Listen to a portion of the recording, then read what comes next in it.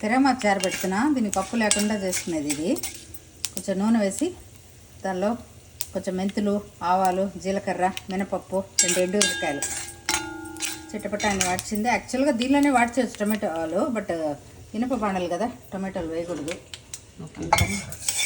గిన్నెలో వేసి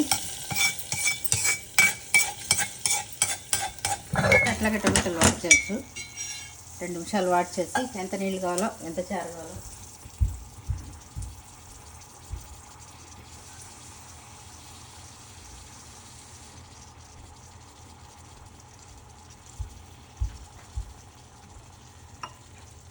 దీనికి చారుపొడి ఎంత అక్కర్లేదు, పప్పు అక్కర్లేదు, ఏం అక్కర్లే.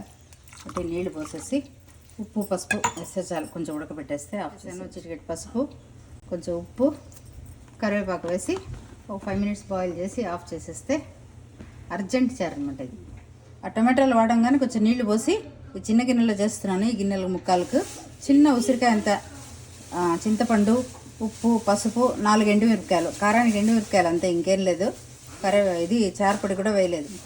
దింపే ముందు కొంచెం కరివేపాకు వేసుకొని 5 మినిట్స్ తెల్లిందే దింపడం. ఇన్స్టెంట్ చారు.